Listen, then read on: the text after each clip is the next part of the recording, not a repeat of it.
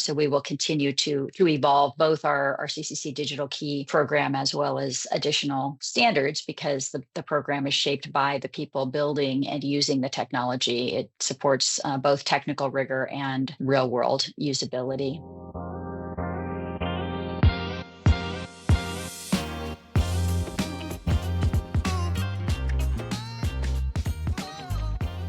In this episode of Embedded Insiders, we're joined by Bahar Sadeghi, Technical Director at the Car Connectivity Consortium, also known as CCC, and Alysia Johnson, CCC President, to talk about the latest expansion of the CCC Digital Key Certification Program, which now includes support for Bluetooth Low Energy and Ultra-Wideband technologies. Later, Ken chats with Russell Ruben, Worldwide Automotive and IoT Segment Marketing Director at Sandisk, about the evolution of automotive storage, why fast data retrieval is more critical than ever, and how AI is reshaping autonomy and control within vehicles. But first, Rich, Ken, and I kick things off with a conversation on artificial general intelligence and what it could mean for the tech landscape, whether companies should pursue it, and whether something that powerful is even achievable.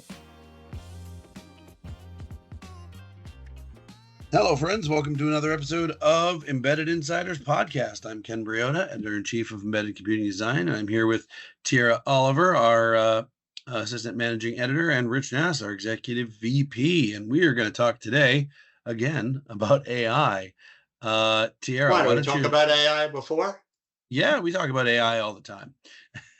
I believe last time I was talking about generative AI and going. I was doing a whole rant about it. I have a manifesto. If you folks would like to read it, you can find my SoundCloud. Tiera, why don't you walk us into what we're talking about today?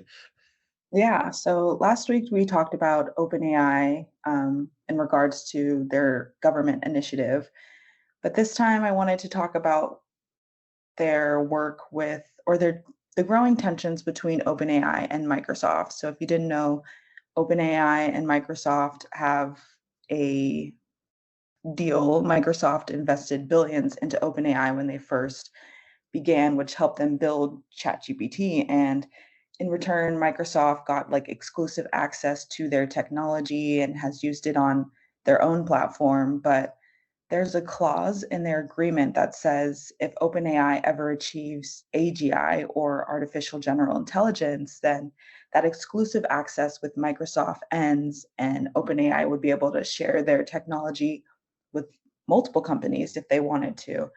So the tension is that Microsoft, if AGI is achieved and supposed to be really profitable, they want to keep it for themselves and hang on to their privileged access if it becomes real. So I guess my big question. Do we think that they snuck that clause in? Like, why would they do that?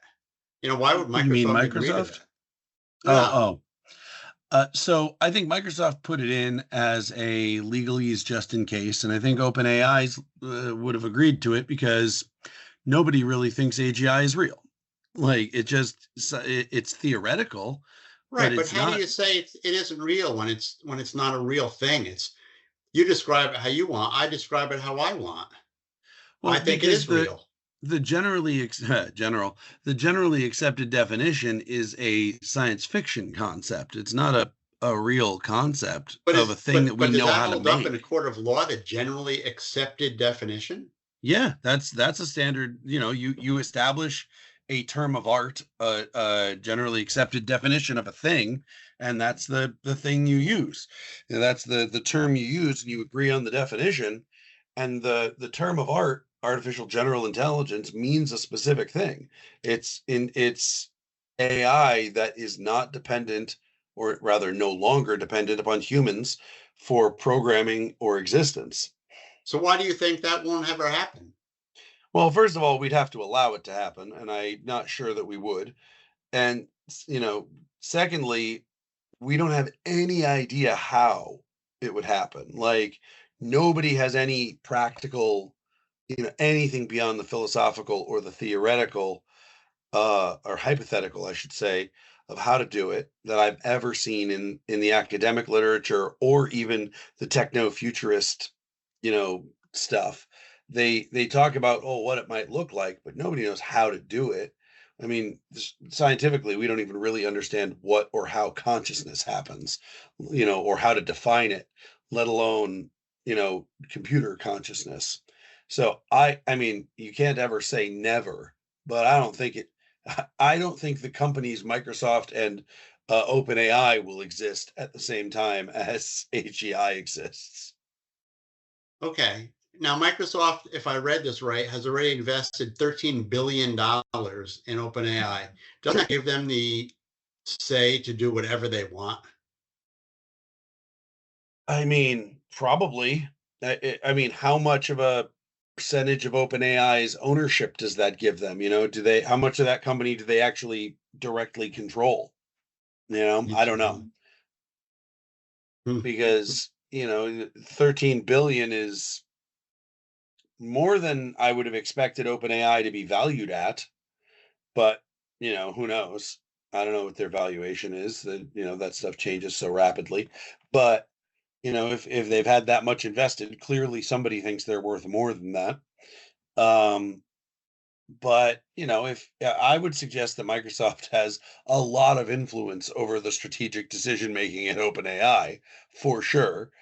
And as a result, a deal like this is malleable for sure, I think.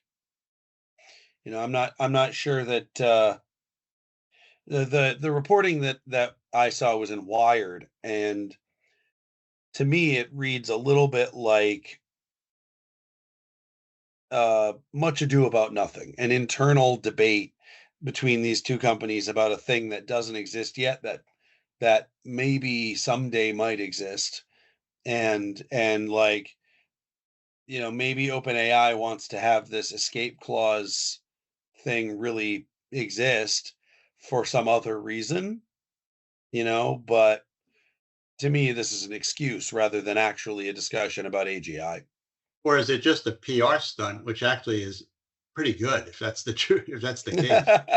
Hey, if that's the truth, then hear it for it. If they're going to try and make a claim about AGI, this is a great way to soft open the door. Yeah, that's interesting. Okay. So you're going on record as not investing your $13 million into this technology.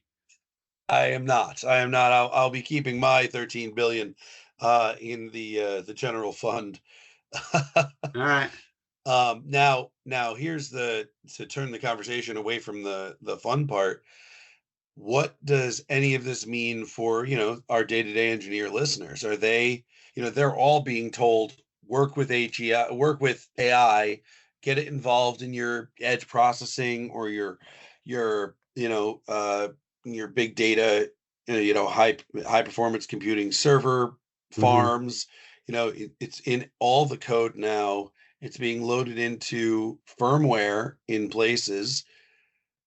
General intelligence, I think, is very unlikely to impact anybody working now within their lives, but the movements of companies like OpenAI and Microsoft absolutely do. So what do you think about the impact of these two companies if they are having friction, and what that could mean for the everyday engineer? I think it's way outside the scope of what our listener is doing, our reader, our engineer. And this is if you talk about AI at the edge, this is the other end. And I think we're very focused on AI at the edge. And I think while it's interesting reading and listening, this is not something that is of a big concern to our audience in the near term. Yeah, I agree. I don't think I don't think the science fiction version of AI, as fun as it is to think about, is a real concern, either in terms of, you know, job changes, work replacement, any of that stuff, or in terms of, you know, even big operational changes at this stage. I think if it can exist, which is in no way sure in my opinion, it's many, many decades or even centuries away. I definitely disagree with that, but I don't think it's in the short term. Now, here's Bahar Sadeghi and Alysia Johnson of CCC. Sure. Thanks, Tiera. I will start. I'm Alysia Johnson. I'm the president of the Car Connectivity Consortium. We also call that CCC. CCC is a cross-industry organization standardizing the connected ecosystem around vehicles and devices with solutions that combine convenience, security, and privacy protections. I've been with the organization for just about 3 years now, and previous to that, I have led multiple technology consortia and standards bodies, officially a standards nerd. I will hand it over to Bahar. Thank you. Hi, my name is Bahar Sadeghi, and I am the technical director at Car Connectivity Consortium. I've been with CCC for just about half a year now. Prior to that, I've had a career very focused on the standardization of different wireless technologies. Awesome. And just to recap, just so the audience knows, I know we've been talking behind the scenes, but the CCC recently expanded its CCC Digital Key certification program to include Bluetooth, low energy, and ultra-wideband technologies. So that's what we will be discussing today. Just an overview, can either of you elaborate on the most recent and significant updates to this certification program? Sure. It's Alysia. I will start. Yes, exactly. Initially, late 2023, we launched our certification program, and that was available for near-field communication components of the digital key solution that allowed users to tap to lock and unlock or start their vehicles. So a fairly limited scope within the full CCC Digital Key program. Since that program's launch date, BMW Group, I should say, and NXP Semiconductors have become the first two organizations to earn the CCC Digital Key certification for NFC implementations. And then, Bahar, do you want to talk about the expansion into BLE and UWB? Sure. So with the expansion, we have now coverage for the Bluetooth Low Energy and Ultra-Wideband, as Alysia mentioned, with our digital key certification program. With the inclusion of this additional wireless technologies, in addition to near-field communication that was covered before, now we have additional functionalities that are provided and are part of our certification program, such as remote access, passive entry, and passive start. With having all these technologies together, BLE and ultra-wideband added to the CCC Digital Key certification program, now we have a program that is based on what the members have developed and meets the highest level of functionality as well as interoperability and security that is required for a digital key solution. So from secure key management to seamless interoperability across devices, these advancements are transforming how we think about car access and connectivity. On a broader scale, can either of you describe what the additional coverage of Bluetooth Low Energy and ultra-wideband technologies mean for today's automakers and consumers? Yes, this is Bahar. Let me get started. So, as I mentioned, with this new wireless technologies being added, you can unleash and unlock new seamless use cases for the users, new experiences, which basically enables truly hands-free access to the car and operation of it, with what we call the passive entry, passive start. What happens with BLE is that it allows to detect when the owner, authorized user of the vehicle gets closer to the car. So you detect the proximity of the authorized user to the car, which then allows the car to respond to that user, the driver approaching. And that response can vary depending on what the automakers would like to enable. Let's say it just turns on the lights or other functionalities or allowing access. But then you have ultra-wideband that builds another level on top of that of functionality and security with precisely localizing the user. It can detect as the user is very close to the car, close to the door, or is inside the car. And that allows for passive entry and passive start of the car. Thanks, Bahar. I just want to jump in as well and talk about, in terms of the additional coverage of BLE and ultra wideband, what that means for automakers and consumers by way of interoperability and consumer expectations. So by certifying all three of the technologies that are included in the CCC digital key, which are NFC, near field communication, BLE, Bluetooth low energy, and UWB ultra wideband, the implementations remain interoperable across a broad range of smart devices. And then at the same time, maintaining the high level of security that consumers expect. So how that translates is that, at the consumer level, no matter what kind of car somebody might be engaging with, or vehicle, no matter what kind of phone they may have, there's an interoperable experience, so that there's a consistency there, both in terms of usage as well as security assurances. Awesome. So like you just mentioned, it's not just about the tech, it's kind of a story of collaboration between automakers and chip manufacturers and mobile device leaders. Yeah, it's a great question, Tiera. As I just mentioned, interoperability is really a core objective for the CCC Digital Key Certification Program. A lot of what we're thinking about at this point centers around that. And that's to ensure seamless communication between vehicles and smart devices from different manufacturers. The CCC defines a comprehensive specification that covers all technical aspects required for compatibility, including the interfaces and message exchanges between a vehicle and a device. When both parties build to this specification, interoperability is baked in by design. So when those member companies signify that they're ready to certify, what that certification program and what the certification mark means is that they are assured that interoperability. We also bring members together regularly for something called our Plugfest events.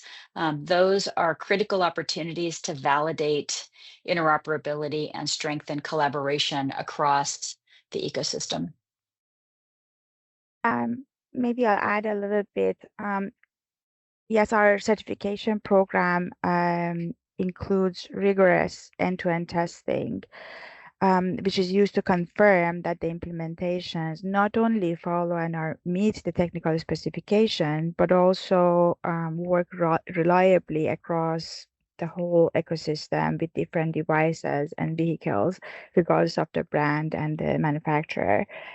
So with the spec, the technical specification, and the Plugfest and the certification program and the testing that does the end-to-end testing that happens as part of the certification program, we have a layered approach that helps ensure that we have a consistent, secure, and seamless user experience.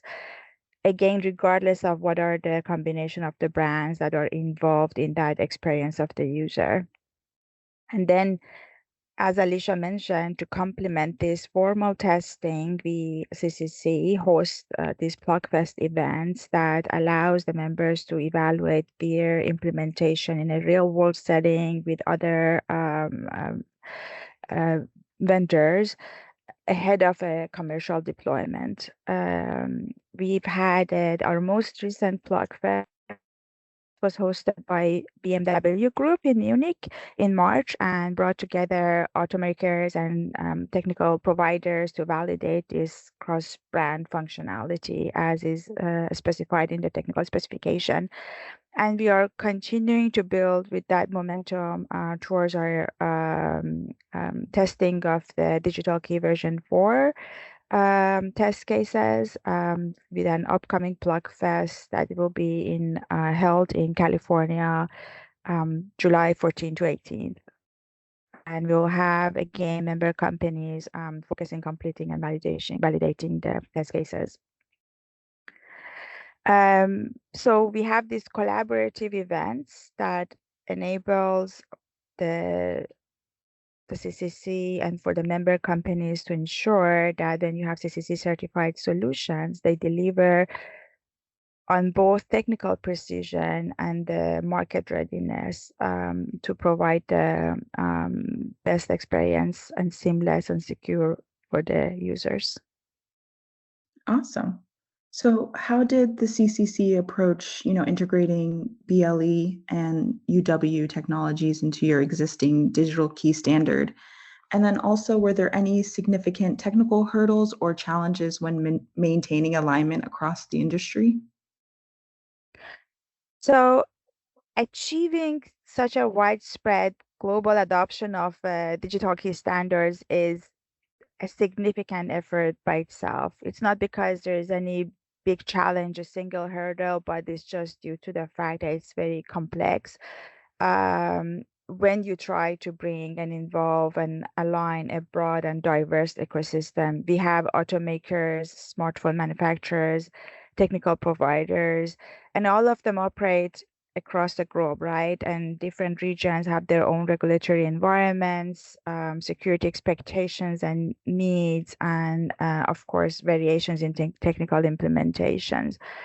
So ensuring the global alignment among all the stakeholders, again, the auto manufacturers, the technical providers, everyone requires a lot of thoughtful collaboration among all the member companies, especially when we are looking at these differences in regional policies and security expectations.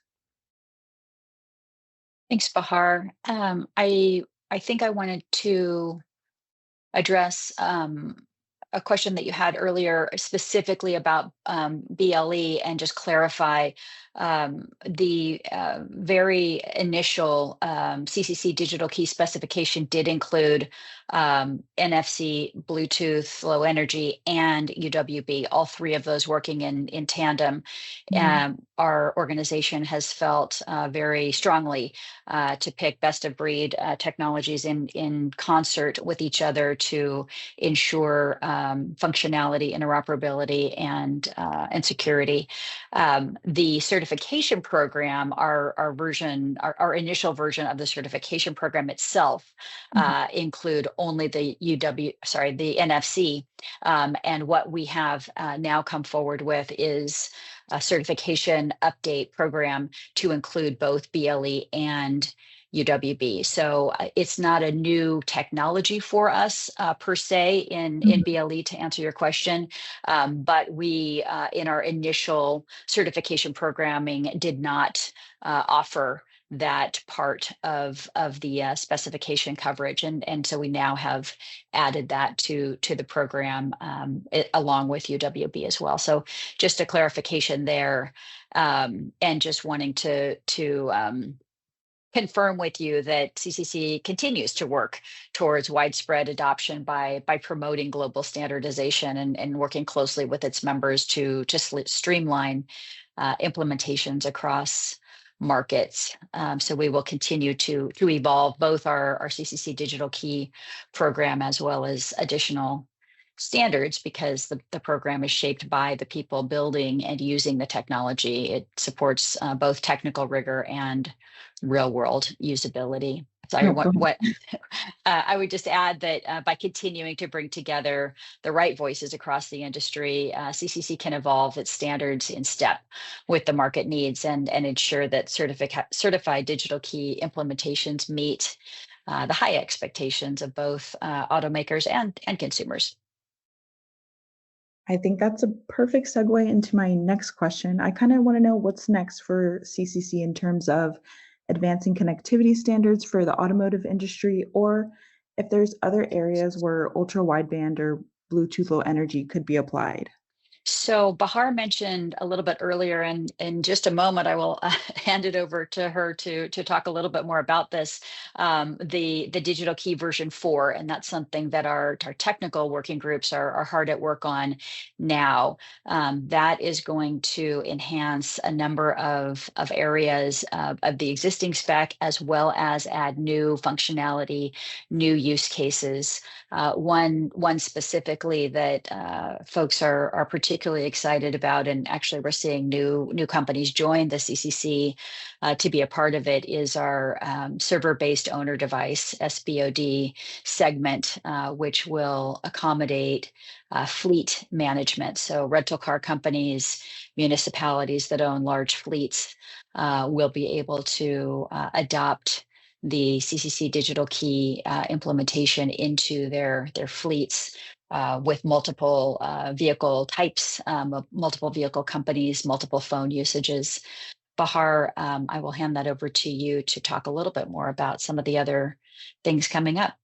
Sure. Yes. As Alysia mentioned, we have the technical specification version 4 published, and the member companies are working towards launch of the certification program. And some of the new features in there, I just want to mention that actually there are quite some enhancements on the existing use cases that were introduced in previous version, but then on the new use cases. So sharing of the key in a chain, that when, let's say, an owner of a device shares the key with a member of the family, that member of the family can further share the key with a friend as needed. So there are secure ways to limit the number of transactions in sharing the key along a chain, but it enables a lot more use cases. And in addition to that, one of the main features is what Alysia mentioned, with enables fleet management, which actually has been creating a lot of excitement. I also wanted to mention that in addition to these specific use cases, as the CCC scope is connectivity between the vehicle and the devices, there are other use cases, anything that covers connectivity of devices of the users with car, that is becoming more and more part of that digital world around the users, is something that our members are interested in and look at. I would just say, there's never been a more exciting time for Car Connectivity Consortium, in that we're in a world of tremendous growth. It's projected that more than 90% of vehicles sold in 2030 will be connected. So having the platform for the vast majority of vehicle OEMs to come together with device manufacturers under the roof of CCC creates this vast opportunity for folks to work together in a way that breeds innovation and standardization, so that projection of growth can run smoothly, and be assured for consumers that they can trust the solutions. Now, here's Ken with Russell Ruben of Sandisk. Hello, engineers, developers, and friends. Welcome to another episode of Embedded Insiders Podcast. I'm Ken Briota, Editor-in-Chief of Embedded Computing Design, and I am very excited to be here with Russ from Sandisk. We're going to talk automotive. We're going to talk storage. We're going to talk memory. We're going to talk about something I can't remember. But Russ, welcome to the program. Great. Thank you, Ken. Nice to be with you today. Let me tell you a little bit about myself. Russ Ruben, been with Sandisk for 15 years. Of course, there was a part of time when Sandisk was acquired by Western Digital, so I'll put Sandisk slash Western Digital. Right. I've been doing automotive and IoT industrial segment marketing for probably the past 8 to 10 years. Love it. It is very exciting to be part of that industry. So much going on, especially in regards to storage. I'm excited. I've been excited to have this conversation with you, Russ, because before joining embedded computing design, I spent about 15 years covering IoT stuff specifically. So this is like a return to the base for me. And it's also a really sort of salient conversation right now. Storage is one of the hot topics. I just got back from Computex in Taipei, Taiwan. Yes. And storage was a major topic. I mean, it seemed like everywhere I walked, every other vendor booth was a storage company, solid state, dynamic, and everyone was talking resiliency. Of course, on the automotive side, resiliency is maybe the key factor, but there's a lot of others. What are some of the key things that customers are asking you about on the automotive side when it comes to that storage? And is it retrieval? What are the issues that you're dealing with these days? Sure. Thanks for the question. So, yeah, I mean, there is a lot of stuff that's going on around storage that has changed over time, right? Initially, storage was used in infotainment systems, maybe as a map data. A lot of initially it was SD cards even, right? And then it moved into embedded type products. Well, as they get used more into ADAS type of applications, there's more concern about safety. So the ISO 26262 comes into play. They're talking about cybersecurity, so ISO 21434. So lots of different things that are coming out there because storage is being used in so many more different types of applications than they ever were before. So those are some of the challenges. We're always having to chase after these industry standards that are being put out there. But the opportunity is just immense because of the types of applications that they're starting to adopt and use data storage for.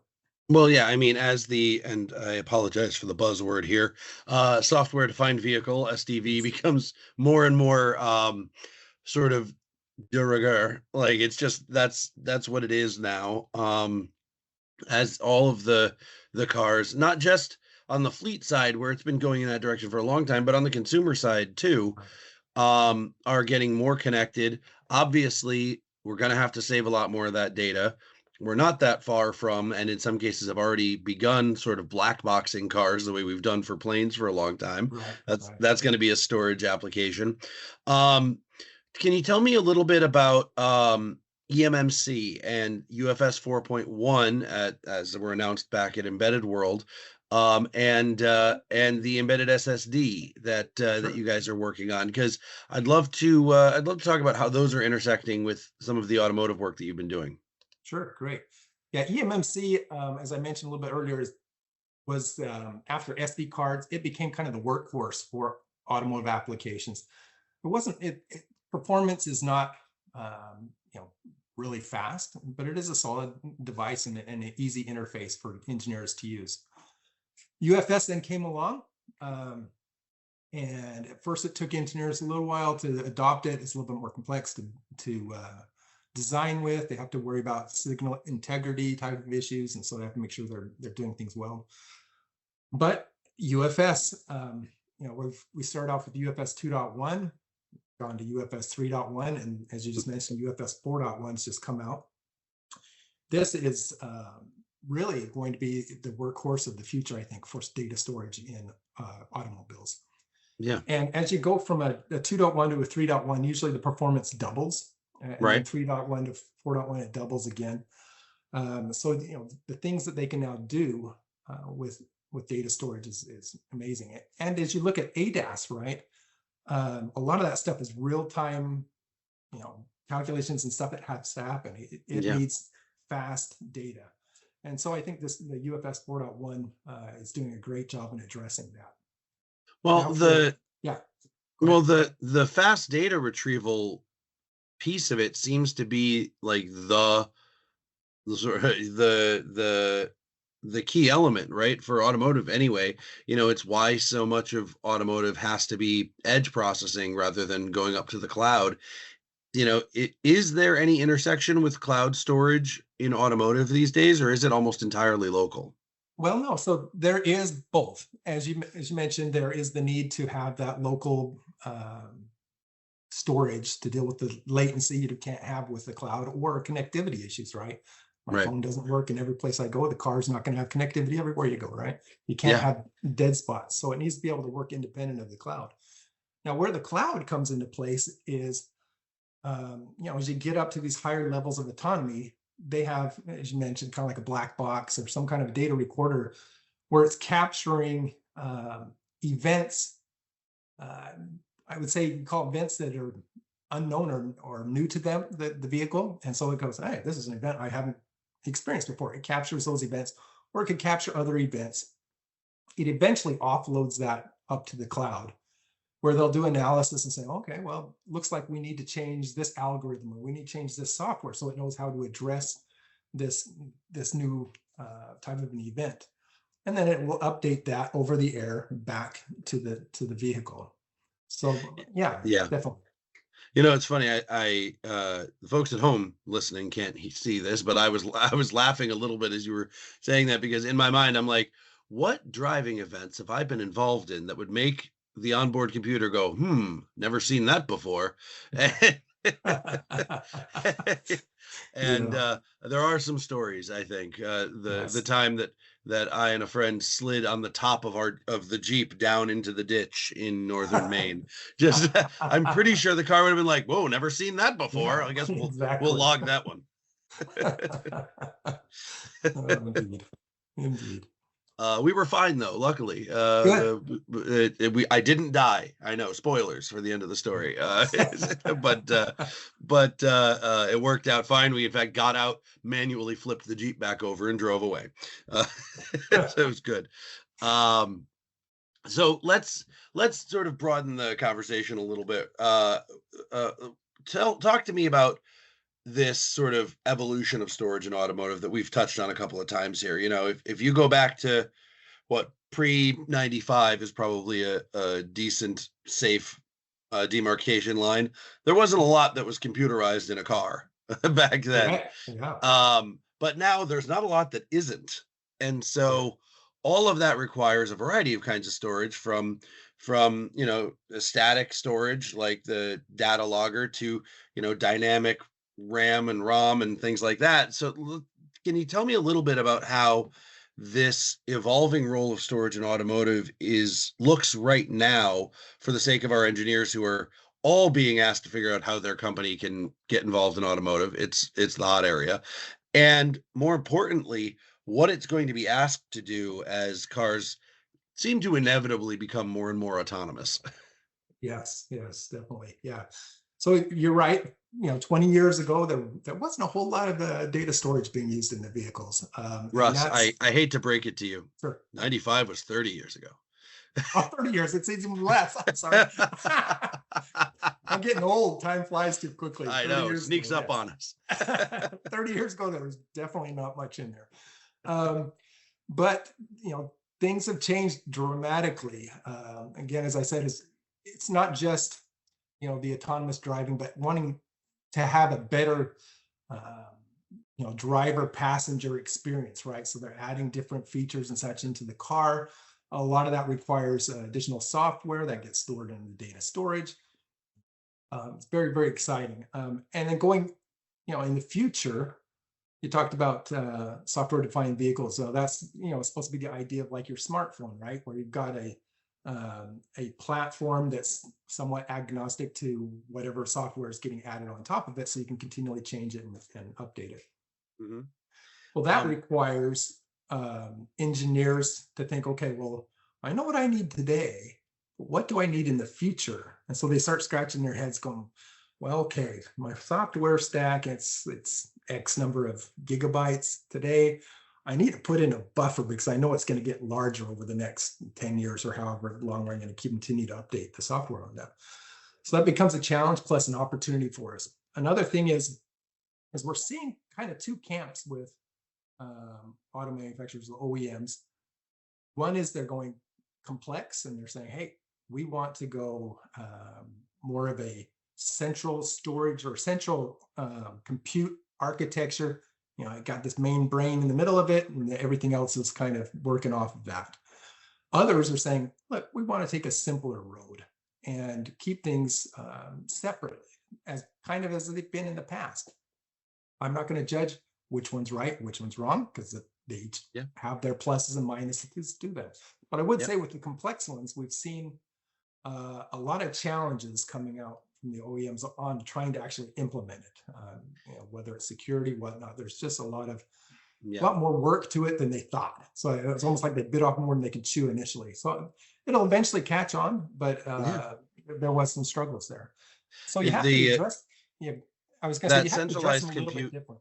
Oh, sorry, Russ. I didn't mean to interrupt you. I was just going to say that the centralized compute part of that story was a really big deal at CES this year. I feel like a lot of folks were talking about doing a centralized compute and then, you know, either power over Ethernet or something else to send everything out to the other parts of the car. And it looked at the time, of course, that was 6 months ago, so it may as well have been an eternity. It looked like that was gonna be the real push for the OEMs to all go in that direction. I will express an opinion here that I'm pretty relieved that you're saying some are still doing it the now, I guess you'd call it, more traditional way of processing where it's needed rather than in that centralized way. Right. And it's definitely like I say, it's almost like two different camps. And so the guys that are doing it, you know, more of the traditional distributed, I'll call it distributed kind of architectures, they're not putting delays into their, you know, schedules and launches. Those that have put in these complex things, they're struggling to meet targets and as far as timelines, and so you're seeing some of that get pushed out. But eventually, I do think you know, it's a matter of time. Things will get more and more centralized, but it's there will be applications that obviously want to keep distributed, not everything centralized. Absolutely.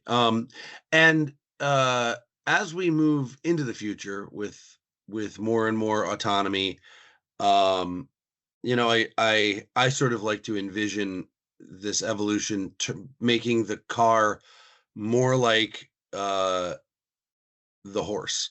Or owning a car will become a sort of hobby or luxury item, and there will be sort of a fleet of community-owned vehicles that are all autonomous that you could just sort of use when you need.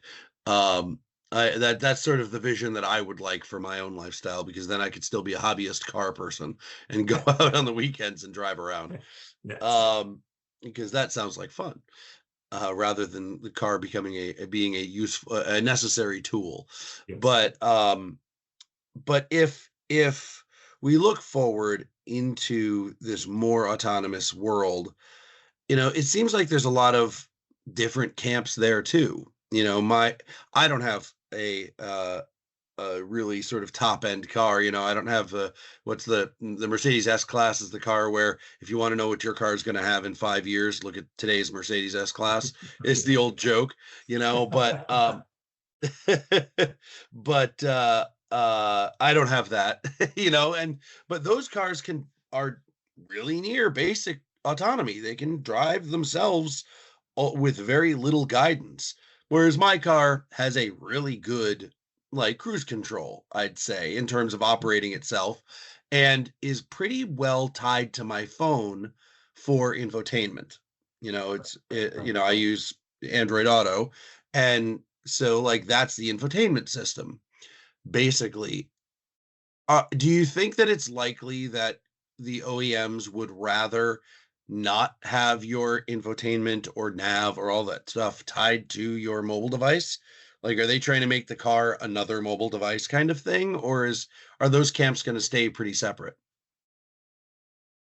So, I think you're asking is, are the OEMs going to try and keep Apple, like, you know, like an Apple or an Android type of a device from being in control of all the infotainment stuff? You know, I think they fought it for a while because really that infotainment was part of their differentiating feature set that they would try and pitch to customers, right? Right. but as you and I know, we're so used to our phones and such. So I think it becomes a matter of in the future, how well do they integrate with the phone? Right. Improvements to integrating. Like today, there's at least with my car. I'm with you. I don't have the latest and greatest car out there, but mine I have limited capabilities as to what it does with my phone today. Yeah. But I think that will improve over time. And who makes those improvements? Who makes the user experience with that as good as possible? I see in the future too. You get in the car, it recognizes you, it recognizes your phone, says okay, and you can have pre-default settings, right? Everything all of a sudden sets up exactly how you like it for the car. It knows all that stuff about you, and so it makes it a better user experience.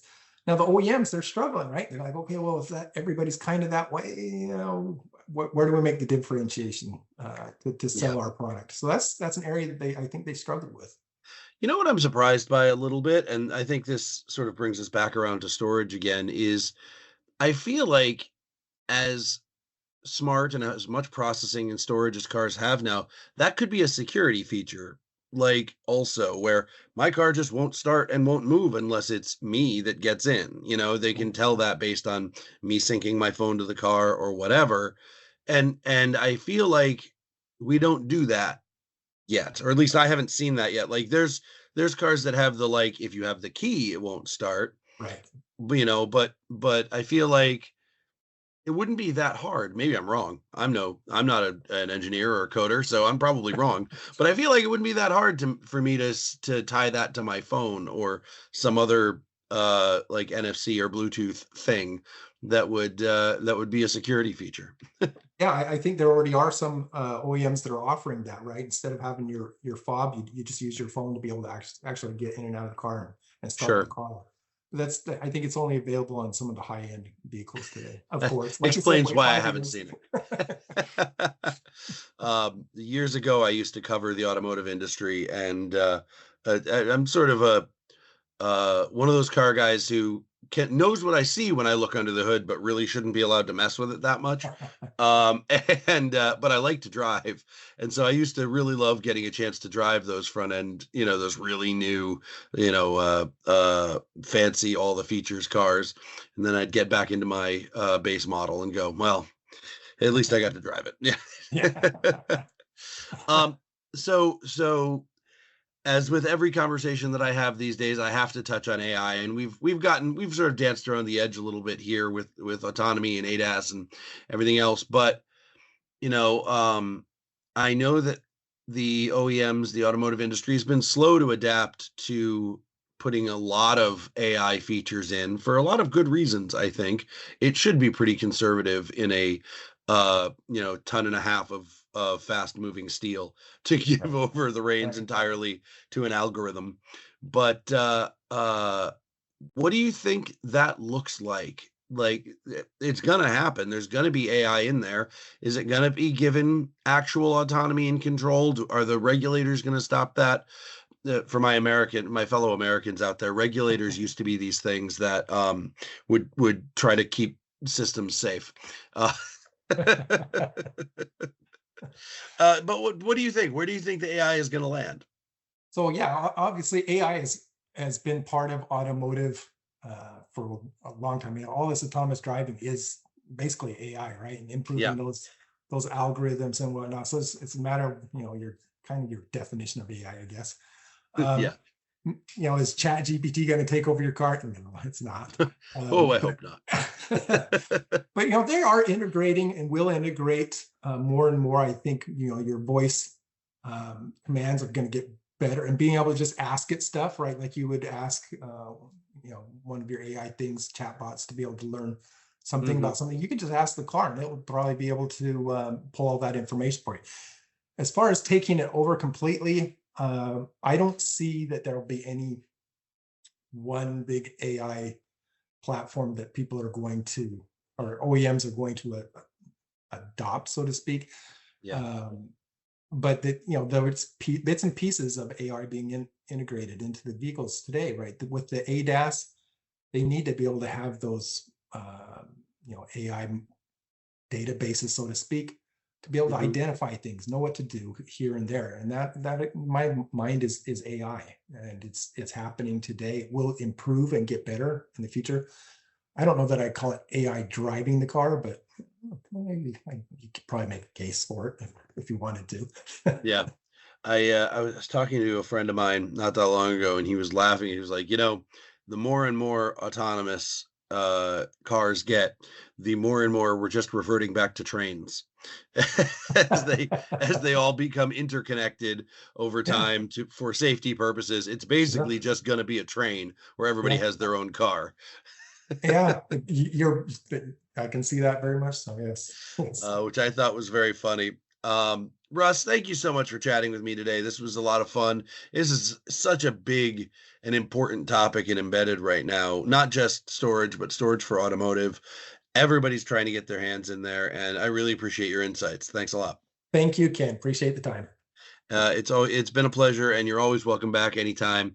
Folks out there listening, please make sure that you stick around. There's, I'm sure, a couple more segments to go here on Embedded Insiders.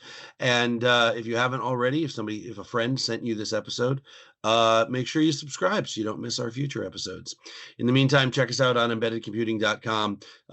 Subscribe to us on YouTube, where our channel features such exciting programs as In Case You Missed It, our weekly news show, and DevKit Weekly, our weekly unboxing examination of DevKits, boards, boxes, and all of the embedded hardware that you need to know about. In the meantime, I've been Ken Briota, your editor-in-chief, and have a great day. Thanks for listening to this edition of Embedded Insiders. For more daily news, videos, and podcasts, visit our website at embeddedcomputing.com.